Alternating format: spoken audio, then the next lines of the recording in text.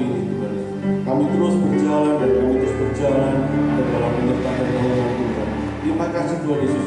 Terima kasih, dan biar kami boleh melihat apa yang Tuhan mau dalam hidup kami, dan biar Tuhan Yesus setia terus berfirman atas setiap kami, dan biar boleh melakukan setiap perintah-Mu, melakukan setiap firman-Mu, dan biar boleh menjadi orang-orang dan pribadi yang benar kepada Tuhan.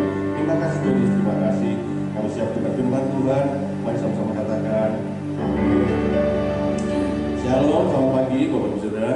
Selamat tahun baru saya ucapkan buat setiap kita semuanya. Bersyukur kita boleh memasuki hari yang ke-10 di tahun yang baru ini. Ya, ada banyak hal yang terjadi di tahun 2020 yang lalu, dan di tahun 2021 ini sepertinya semuanya di reset gitu ya, semuanya menjadi sesuatu yang harus kita tentukan lagi, langkah-langkah awal yang baru, sesuatu yang tidak menentukan juga di tahun 2020. Tapi di tahun 2021 kita mau memulai sesuatu bersama dengan Tuhan. Pagi hari ini tema firman Tuhan yang akan kita dengarkan adalah hidup di dalam perkenanan Tuhan. Bapak Ibu Saudara, di warta kita sudah tercatat bahwa gereja ini menetapkan satu visi, step forward, ya, melangkah maju di tahun 2021. Jadi meskipun ada tantangan, meskipun ada hal-hal yang kita alami di tahun 2020, tapi kita mau terus melangkah maju bersama dengan Tuhan. Katakan amin. Amin Bapak Saudara ya. Nah, Bapak Saudara, sebelum kita masuk dalam firman Tuhan, ketika saya merenungkan tema khotbah pada pagi hari ini, hidup di dalam perkenanan Tuhan. Ketika saya sedang merenungkan perkataan ini, hidup di dalam perkenanan Tuhan, hidup di dalam perkenanan Tuhan, Bapak Ibu Saudara, saya dibawa pada satu bayangan gitu ya, yang Tuhan berikan gambaran di dalam hidup saya. Satu kali saya melihat seekor ikan gitu ya, seekor ikan tinggal di dalam air, dan Tuhan berbicara kepada saya melalui seekor ikan ini. Tuhan berkata bahwa ikan itu hidup di mana? Hidup di dalam air, ya, hidup di dalam air. Terus Tuhan berkata kepada saya begini, kalau ikan itu keluar dari air, apakah dia hidup? Mungkin sejenak dia bisa hidup gitu, bernafas gitu, tapi lama-lama akhirnya mati juga, Bapak Ibu, mati juga.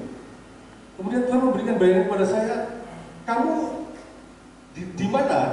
Kamu hidup di mana? Saya hidup di dalam atmosfer gitu ya, di atmosfer bumi. Kita ada di atmosfer bumi.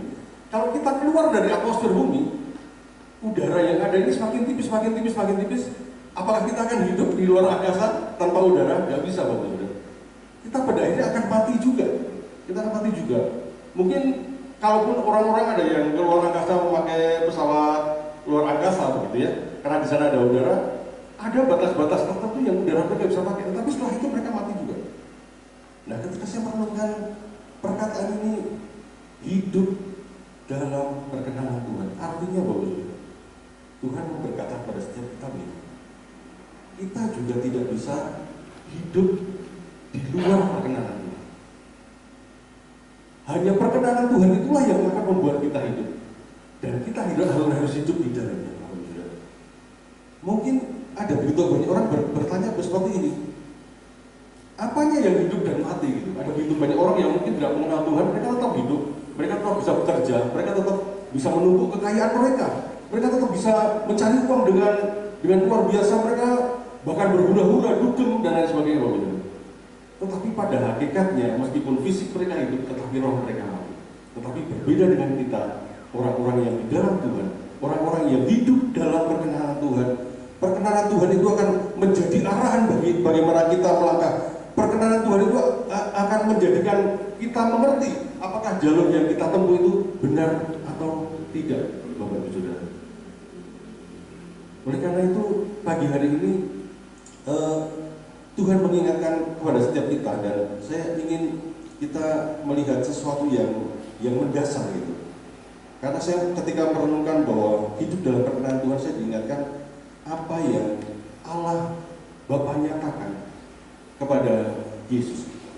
Mari kita buka sama-sama di dalam Matius 3 ayat yang ke-17.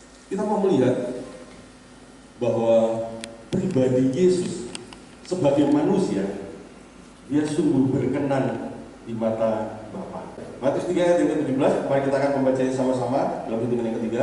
1, 2, 3. Lalu terdengarlah suara dari surga yang mengatakan, inilah anakku yang kukasihi, kepadanya lah aku berkenan.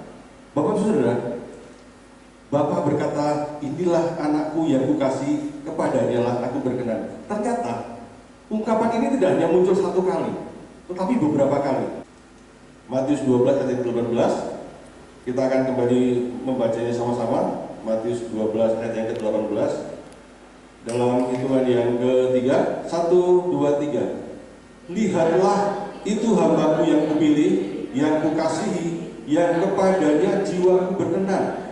Aku akan menaruh rohku ke atasnya, dan ia akan memaklumkan hukum kepada bangsa-bangsa. Dan bukan hanya dua kali, ada yang ketiga. Kita mau buka di dalam Matius 17 ayat yang kelima. Matius 17 ayat yang kelima. Sekali lagi kita akan baca Matius 17 ayat yang kelima. 1, 2, 3. Dan tiba-tiba sedang ia berkata-kata, turunlah awan yang terang menaungi mereka, dan dari dalam awan itu terdengar suara yang berkata, inilah anak yang kukasihi, kepadanya lah aku berkenan, dengarkanlah dia. Ada tiga kali. Yang pertama ketika Yesus dibaptiskan, yang kedua firman itu muncul dari nubuatan Nabi Yesaya, firman Tuhan kepada Nabi Yesaya di dalam Yesaya 42 ayat 1-4, yang itu diingatkan kembali bahwa ketika Tuhan Yesus berbicara mengenai bahwa tradisi orang Yahudi itu kadang-kadang menjadi tradisi yang sia-sia karena mereka tidak mengalami perjumpaan dengan Tuhan. Mereka tidak mengandalkan firman Tuhan. Mereka hanya melakukan tradisi hari Sabat disebut-sebut terus, tapi mereka tidak melihat apa sebenarnya yang Tuhan mau. Ya, Tuhan Yesus menghapuskan tradisi-tradisi itu, diingatkan lagi bahwa Yesus adalah pribadi yang berkenan di mata Bapa. Dan yang ketiga adalah ketika Yesus dimuliakan di atas gunung. Bapak Ibu Saudara, kalau kita bicara mengenai perkenanan, Bapak Ibu Saudara, perkenanan itu adalah di dalam kamus bahasa Indonesia dikatakan merasa senang, sudi, setuju dengan segala senang hati, gitu ya. Dan perkenanan itu adalah sesuatu yang muncul ketika orang lain memberikan sesuatu, gitu ya. Misalnya begini, satu kali Pak Yo berkati saya dengan sebuah barang, gitu. Pak Yo berkata, Pak Buas, semoga apa yang saya berikan kepada Pak Buas berkenan ya. Gitu. Kemudian ketika saya bilang sama Pak Yo gitu, Pak, luar biasa Pak, ternyata pas semuanya Pak. Tuhan pakai barang itu untuk memperlancar segala sesuatunya, pelayanan saya dan lain sebagainya. Nah, ketika saya berkata bahwa saya senang hati apa yang Pak Yu sudah persembahkan, artinya ada perkenanan yang muncul di dalam diri saya untuk Pak Yu. Begitu juga apa yang terjadi dengan Yesus. Di Alkitab memang tidak dicatat masa kecil Yesus dari bayi sampai usia 30. Ada beberapa catatan, tetapi tidak secara mendetail. Tetapi Bapak Ibu Saudara, ketika Yesus dibaptis dan Bapa berkata bahwa inilah anakku yang kukasihi, kepadanya lah aku berkenan, pasti ada sesuatu di dalam diri Yesus. Orang mungkin berkata, iya Pak, itu kan dia kan Allah gitu Pak, dia kan Allah. Jangan keliru Bapak Ibu Saudara. Yesus adalah tetap manusia 100%, manusia sejati, ya Bapak Ibu Saudara. Artinya dia kalau dicubit seperti kita justru juga sakit.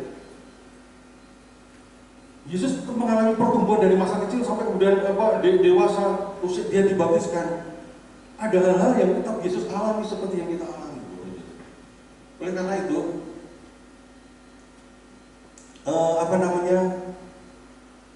istilah perkenanan yang muncul dari Bapa kepada Yesus itu muncul dari satu pribadi yang luar biasa yang sudah muncul dalam diri Yesus. Dan kita mau coba lihat poin demi poin apa yang terjadi dengan Yesus. Yang pertama, kita mau buka di dalam 1 Petrus 2 ayat yang ke-22.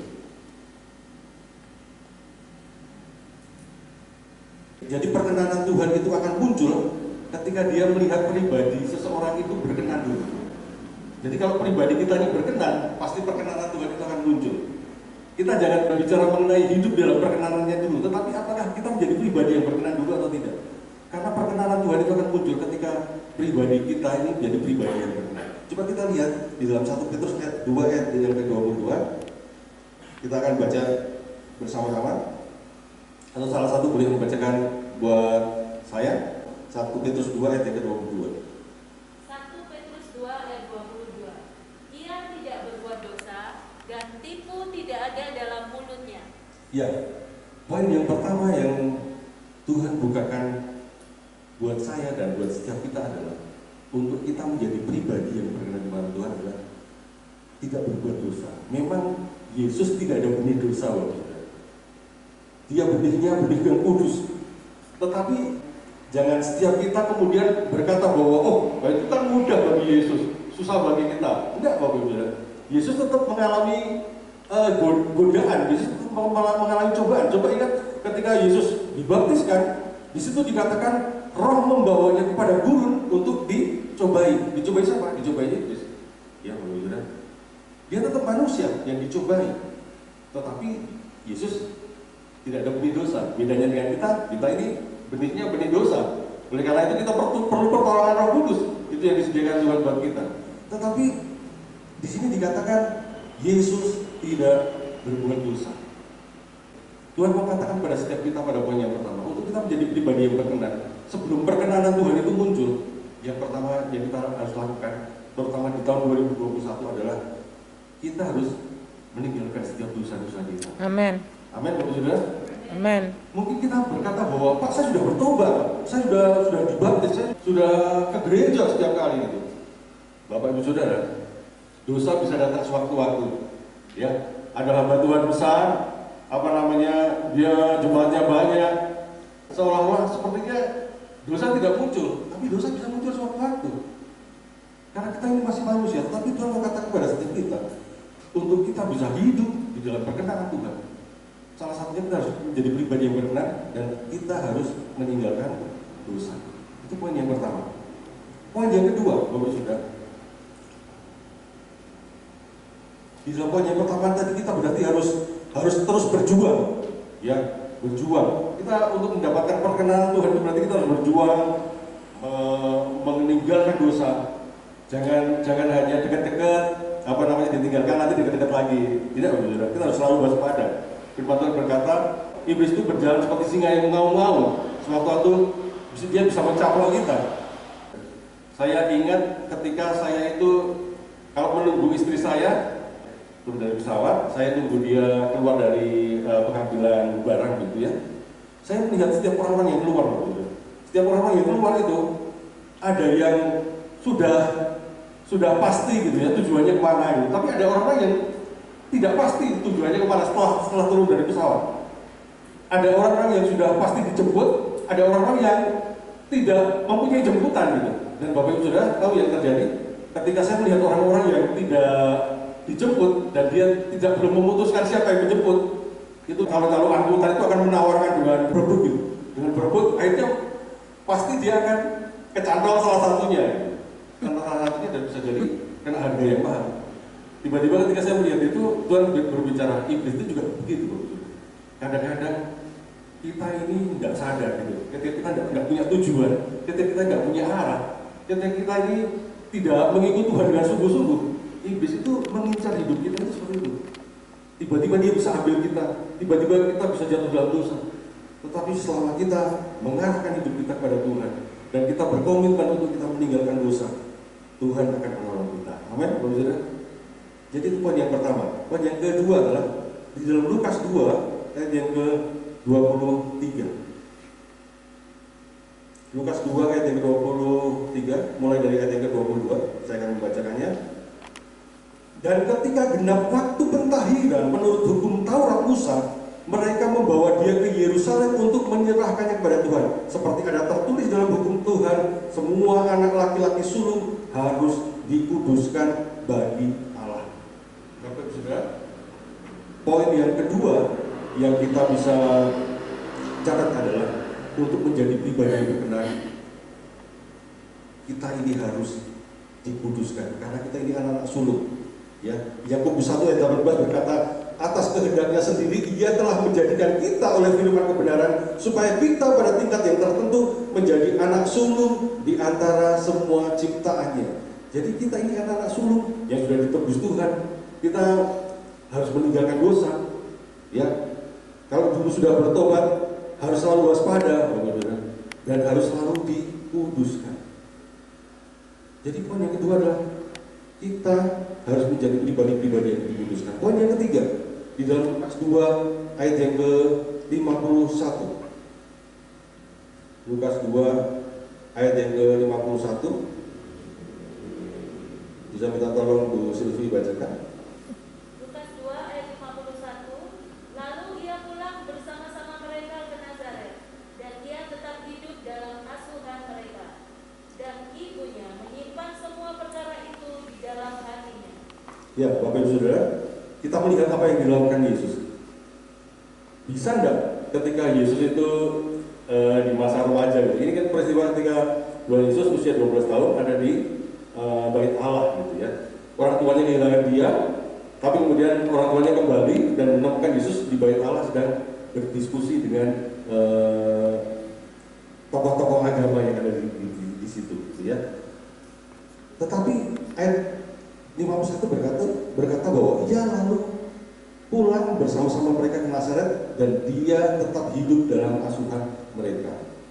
Bisa enggak Yesus itu karena dia tetap Allah, dia tetap manusia gitu ya waktu itu, dia kemudian memilih untuk meninggalkan ayah ibunya? Bisa aja. Saya pikir dia punya kuasa untuk itu dan dia bisa hidup sendiri. Tetapi satu sikap yang kenapa Allah Bapa itu berkenan kepada pribadi Yesus sebagai manusia adalah Yesus mau tetap hidup di dalam asuhan mereka. Asuhan siapa? Yusuf dan Maria. Karena Bapak tahu bahwa Yusuf dan Maria adalah pribadi yang tepat yang Tuhan pilih untuk mendidik Yesus, memperkenalkan firman, memperkenalkan segala sesuatunya. Ada proses yang begitu panjang yang Yesus alami dari usia kelahiran sampai kemudian usia 30 tahun. Ada begitu banyak hal yang dilakukan Yusuf dan Maria. Oleh karena itu pesan Tuhan pada saat pagi hari ini juga berkata seperti ini. Hidup di dalam perkenanan Tuhan, menjadi pribadi-pribadi yang berkenan. Bapak Ibu harus memiliki asuhan orang-orang yang tepat. Bersyukurlah kalau itu keluargamu sendiri, bersyukurlah kalau itu ayah dan ibumu, Bapak Ibu Saudara. Tetapi kalau engkau tidak memiliki asuhan yang tepat, Bapak Ibu Saudara bisa mencari keluarga Tuhan, keluarga rohani yang bisa memimpin. Pak Edo dengan pemuritannya, beliau menyediakan diri menjadi orang tua bagi Anda, Bapak Ibu Saudara. Karena penting untuk berada dalam asuhan yang tepat ini. Karena tanpa begitu kita tidak akan bisa semakin mengenal Tuhan. Tanpa begitu kita akan tanpa arah, tetapi dengan pribadi-pribadi tepat yang mengasuh kita, itu kita menjadi pribadi-pribadi yang oleh Tuhan dipersiapkan semakin dekat dengan Tuhan. Oleh karena itu memiliki komunitas yang tepat dan bersyukur Pak Edo ada, dan kemudian dengan setiap pemuritan yang dilakukan, mari terus berjalan dalam itu, dan tahun 2021 akan terus berjalan semakin kuat di dalam Tuhan. Poin yang keempat, kita buka dalam Lukas 2 ayat yang ke-40. Saya akan membacakannya. Lukas 2 ayat yang ke-40, poin yang keempat. Di situ dikatakan anak itu bertambah besar dan menjadi kuat, penuh hikmat dan kasih karunia Allah ada padanya. Dan Lukas 2 ayat yang ke-52 dikatakan kembali, dan Yesus makin bertambah besar dan bertambah hikmatnya dan besarnya dan makin dikasihi oleh Allah dan manusia. Bapak Ibu Saudara, kalau kita mau menjadi pribadi-pribadi berkenan, sampai Bapak itu loh berkata bahwa Grace, aku berkenan kepadamu. Bu Selvi, aku ini berkenan kepadamu. Bapak Ibu Saudara, kita perlu menjadi besar, kuat, penuh hikmat, kasih karunia Allah ada pada kita, dan kita ini semakin dikasih Allah dan manusia. Artinya apa? Ada pertumbuhan di dalamnya. Jadi kalau dari tahun 2020 kita justru menurun, Bapak Ibu. Jadi firman ini juga buat saya gitu. Saya bisa bertanya-tanya, ada apa dengan hidup saya? Karena Tuhan menyediakan pertumbuhan. Tuhan mau menghendaki kita menjadi besar dan kuat. Tuhan mau menghendaki kita ini dikasih Allah dan manusia. Karena disitulah akan muncul perkenanan Tuhan dalam hidup kita. Jadi kalau itu tidak muncul, kita malah semakin logro. Kita harus bertanya kepada diri kita sendiri, apa yang terjadi dengan hidup kita. Poin yang kelima, Lukas 3 ayat yang ke-22. Mari kita baca sama-sama Lukas 3 ayat yang ke-21 dan 22. 1, 2, 3. Ketika Yesus juga dibaptis dan sedang berdoa, terbukalah langit dan turunlah Roh Kudus dalam rupa burung merpati ke atasnya. Bapak Ibu Saudara, ada turunlah Roh Kudus. Dan dalam Lukas 4 ayat 1 dikatakan Yesus yang penuh dengan Roh Kudus kembali dari sungai Yordan lalu dibawa oleh Roh Kudus kepada gunung. Untuk apa? Dicobai iblis. Perlunya Roh Kudus di dalam hidup kita sudah diberikan contoh oleh Yesus.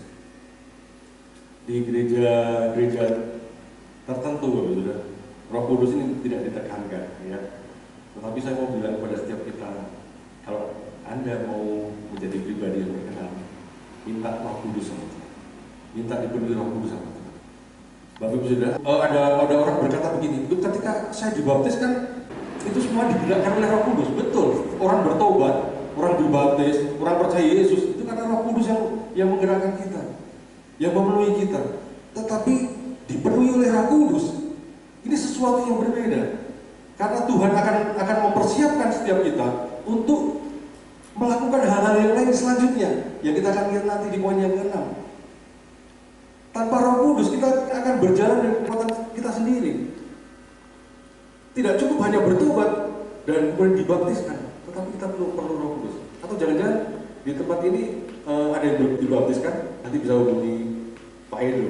Karena Bapak Ibu Saudara, di gereja saya yang lama, Bapak Ibu Saudara, saya menjumpai hampir 60-75% orang belum dibaptis lama.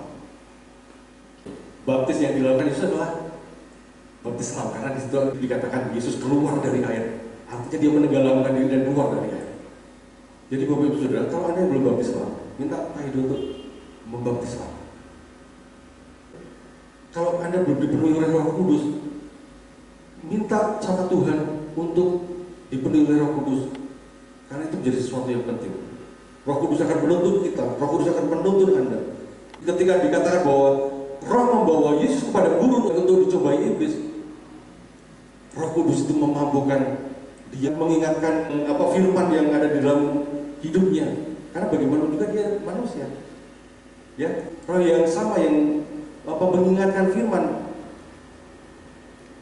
dan itu juga akan berlaku dalam hidup kita, Bapak Saudara. Dipenuhi oleh Roh Kudus. Jadi mari setiap kita boleh jadi pribadi-pribadi yang luar biasa seperti Yesus. Dan jangan pernah berkata bahwa Yesus kan Tuhan gitu, dia gampang melakukan itu. Bapak sudah tidak. Tuhan menunggu kita ini bertindak. Untuk menjadi pribadi berkenan ada sesuatu yang harus kita berikan. Kita harus tinggalkan dosa, ya tadi dikatakan. Kita harus menyatakan diri menjadi anak sulung yang dikuduskan, minta pengudusan Tuhan.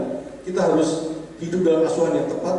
Kita harus memutuskan untuk kita ini menjadi besar, kuat, penuh hikmat. Bagaimana caranya? Makan firman terus, makan firman, berdoa, memuji Tuhan. Ada beberapa gereja yang menyatakan diri tahun ini adalah tahun praise and worship gitu ya. Tahun praise and worship, artinya akan ada lebih banyak pujian. Dan kalau di tempat ini hari ini dikatakan hidup dalam perkenan Tuhan, berarti kita ini harus selalu ada dalam perkenan Tuhan. Kita melangkah ke kiri ada dalam perkenanan Tuhan, maju perkenanan Tuhan, mundur perkenanan Tuhan, bahkan di lembah yang paling dalam pun Tuhan menyertai kita. Dan kalau itu ada Tuhan di situ di dalamnya, kita tidak akan pernah takut. Amin, Bapak Saudara. Amin. Seperti gambaran tadi, ikan di dalam air. Artinya ikan kalau di dalam air ya dia maju kena air, mundur kena air, ke samping ya kena air gitu. Artinya air itu melingkupi seluruh hidup dia. Dan kalau tema ini berkata bahwa hidup dalam perkenan Tuhan, artinya harusnya perkenanan Tuhan itu harus ada dalam seluruh hidup kita. Amin. Dan kita dituntut dari poin 1 sampai ke poin 5 itu untuk kita menyerahkan hidup kita penuh sama Tuhan supaya Tuhan itu loh berkenan sama pribadi kita. Tetapi ada satu hal yang Tuhan mau tambahkan yang sangat penting. Poin yang ke-6. Ya, coba kita buka di dalam Yohanes 4 ayat yang ke-34. Yohanes yang ke-4 ayat yang ke-34, kita akan membacanya sama-sama. 1, 2, 3. Kata Yesus kepada mereka, makananku ialah melakukan kehendak Dia yang mengutus aku dan menyelesaikan pekerjaannya. Bapak Ibu Saudara, untuk kita hidup di dalam perkenanan Tuhan, poin yang ke-6 ini yang penting. Karena kalau kita mau berkata bahwa kita ini hidup dalam perkenanan Tuhan, artinya dari sejak kita mengenal Yesus, kita dibaptiskan, kita mengaku percaya, sampai kemudian kita mati, kita itu harus selalu berjalan di dalam perkenanan Tuhan. Itulah hidup dalam perkenanan Tuhan. Dan poin yang ke-6 sangat penting, apa yang dilakukan Yesus. Yesus berkata bahwa makananku ialah melakukan kehendak Dia yang mengutus aku dan menyelesaikan pekerjaannya. Bukan hanya melakukan, Bapak Saudara, tetapi apa? Menyelesaikan. Demikian juga kita, Bapak Saudara. Saya nggak tahu, setiap pribadi kita pasti oleh Tuhan dituntut pada satu panggilan yang berbeda. Tetapi mari kita sama-sama berkata pada Tuhan, Tuhan, aku mau hidup di dalam perkenanan-Mu. Dengan cara apa? Melakukan kehendak-Mu. Dan bukan hanya itu saja, sampai selesai. Sampai selesai di mana ya? Sampai kita mati di bawah Tuhan dan pekerjaan Tuhan yang dibebankan kepada kita terselesaikan. Kalau dalam konteksnya Yesus, apa yang Dia lakukan? Selesainya Yesus adalah taat sampai mati di kayu salib. Oh, berat. Tapi kita seringkali nyanyikan begini, ku mau seperti-Mu Yesus. Yang mana? Seperti Yesus yang mana gitu. Maksudnya bagian yang mana? Bagian mananya Yesus? Kadang-kadang hanya yang nilainya saja tahu. Gitu. Tetapi Tuhan ketika kita berkata, ku mau seperti-Mu Yesus, Tuhan mau kita juga menyerahkan seluruh hidup kita buat Tuhan. Karena disitulah ketika kita ini mempunyai hidup yang menyenangkan hati Tuhan, kita ini memberikan hidup kita, memberikan pujian kita, penyembahan kita, roh kita kepada Tuhan. Disitulah Tuhan akan muncul perkenanan dalam hidup kita. Dan kalau itu dilakukan setiap hari sampai kemudian kita mati, kita dipanggil Tuhan. Disitulah yang dikatakan hidup di dalam perkenanan Tuhan. Karena apapun yang kita lakukan Tuhan berkenan. Apapun yang kita lakukan Tuhan berkenan. Dalam konteksnya Yesus dari sejak bayi Dia sudah lakukan itu, memberikan hidupnya buat menggenapi rencana Tuhan. Dan ketika Dia dibaptiskan, Dia kemudian dikatakan Dia berpuasa 40 hari 40 malam. Dia dibawa roh untuk dicobai iblis. Kemudian di sepanjang apa yang dilakukan Yesus selalu berkata, bertobatlah sebab kerajaan surga sudah dekat. Karena Yesus tahu apa yang dimaui oleh Bapa. Di dalam Yeskiel dikatakan bahwa pertobatan orang fasik itu tuh membuat Bapa berkenan, Allah berkenan. Dan kehidupan sebagai hasil dari pertobatan itu juga memunculkan perkenanan Bapa. Jadi Yesus itu sangat tahu apa yang dimaui oleh Bapa. Nah, pertanyaannya, apakah saya dan Bapak Ibu Saudara kita sudah mengerti apa yang dimaui oleh Tuhan? Jangan-jangan kita bingung gitu, jangan-jangan kita tidak tahu. Tetapi ketika kita tahu apa yang dimaui oleh Tuhan, kegendapan seluruh firman ini untuk kita lakukan, saya yakin dan percaya Tuhan akan menyatakan perkenanan di dalam hidup kita. Kadang-kadang orang berpikir hal yang besar, Pak, saya kan tidak membunuh, gitu. Saya tidak mencuri. Bapak Ibu Saudara, kadang-kadang ada hal-hal yang kecil-kecil yang kita tidak sadari. Perkataan kita ini memperkenankan Tuhan. Ngomongin orang di belakang, apakah itu berkenan di hadapan Tuhan? Bapak Saudara. Ya. Kalau minggu depan atau 2 minggu lagi mungkin istri saya akan jelaskan tahun 2001 ini. 21 itu mengandung angka yang unik. Nanti bisa disinggung, bisa disampaikan. Bahwa tahun ini mari kita mulai dengan sesuatu yang baru. Ketika semuanya direset sama Tuhan, corona ini memunculkan orang banyak dikeluarkan dari pekerjaannya, ada begitu banyak orang yang menderita rugi usahanya. Bapak sudah bersyukur kalau kita masih ada saat ini. Tetapi mari secepatnya kita boleh tinggalkan dosa, secepatnya kita kembali pada Tuhan, minta kehendak Tuhan, apa yang akan kita lakukan. Bapak sudah, Mari kita sensitif terhadap hal yang kecil-kecil yang kita kadang-kadang tidak sadar. Mungkin kita selama ini jarang memuji Tuhan, mari mulai sering memuji Tuhan. Mari kontrol ucapan kita. Kalau di dalam konteksnya Yesus melakukan kehendak Bapa adalah mencari murid dan memuridkan. Apakah kita tidak usah mencari murid yang jauh-jauh? Apakah kita sudah memuridkan keluarga kita?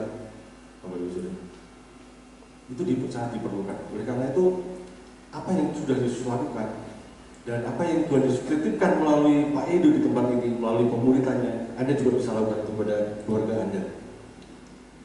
Yesus juga melakukan, dia senantiasa berdoa, dia senantiasa memuji. Di dalam Roma 8 ayat 8 dikatakan, mereka yang hidup dalam daging tidak mungkin berkenan kepada Allah. Artinya Yesus tidak hidup di dalam dagingnya sebagai manusia, tetapi ketika dia dituntun oleh Roh, hal yang dilakukan itu selalu mempunyai perkenanan Bapa. Disitulah Allah menyatakan perkenanannya. Dan kemudian Yesus rela dicela, dihina, disiksa sampai mati di atas kayu salib. Ada begitu banyak hal yang Yesus lakukan yang kita mungkin belum melakukan dan alami. Tapi saya mau mengajak setiap kita. Ini buat saya dan juga buat saudara. Ketika kita mau berkata bahwa hidup di dalam perkenanan Tuhan, pertanyaannya, apakah hidup kita ini sendiri sudah berkenan kepada Tuhan? Jadi ingat dengan 6 poin yang ada adalah tidak berbuat dosa, menguduskan diri kita, hidup dalam bimbingan yang tepat, menjadi semakin besar, kuat, penuh hikmat, kasih karunia Allah ada pada kita dan dikasihi Allah serta manusia, dipenuhi Roh Kudus, Bapak Saudara. Dan yang terakhir, yang sangat penting adalah, sangat penting tapi banyak itu, melakukan kehendak Bapa sampai selesai. Mari setiap kita boleh merenungkan apakah setiap tindakan kita, setiap detik, setiap waktu yang kita lewati itu menyenangkan hati Tuhan. Ayat yang terakhir, mari kita buka dalam 2 Korintus 6 ayat yang kedua. Kita akan membacanya sama-sama. 2 Korintus 6 ayat yang kedua.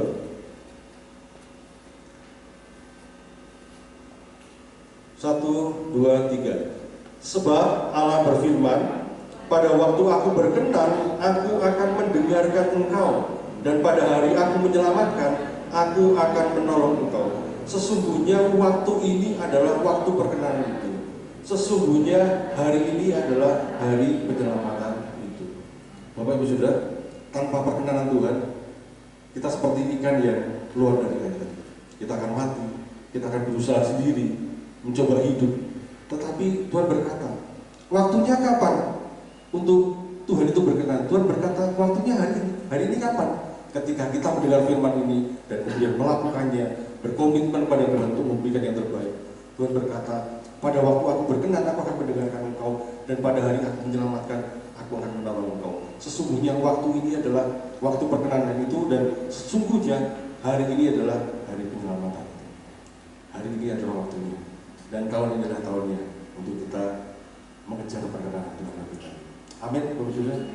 Mari kita bersama-sama tutup mata, kita renungkan firman Tuhan ini.